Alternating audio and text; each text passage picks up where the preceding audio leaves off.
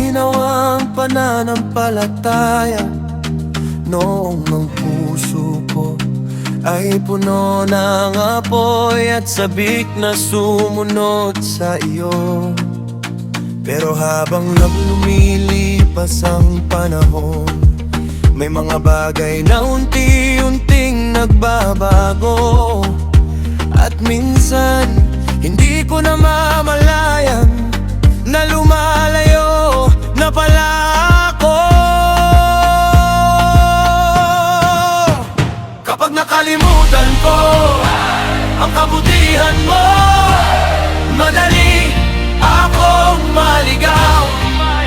Kapag hindi ko na alala ang katabatan mo, madali akong matakot.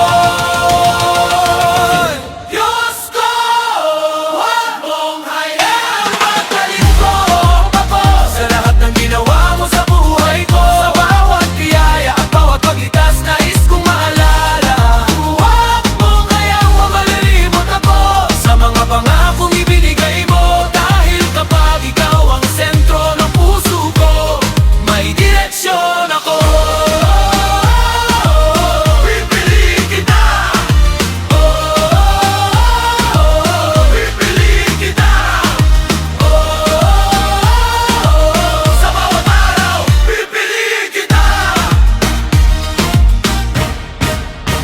Hindi sapat na marinig lang ang mga kwento ng kahapon. Kailangan ko ring maranasan ang presensya mo ngayon. At hindi sapat ang alaala kung wala namang pagsunod. Kaya araw-araw kong pipiliin na lumakad kasama ka.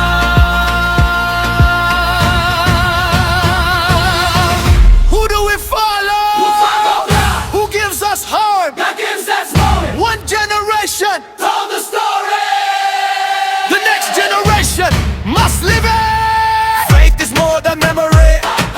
Faith is a daily decision. I don't want borrowed faith. I want a living faith.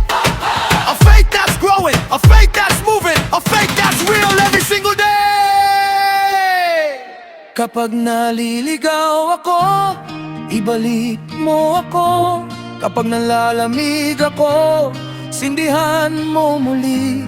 Kapag nakakalimot ako, paalalahanan mo na ikaw ang dahilan ng bawat paghinga ko.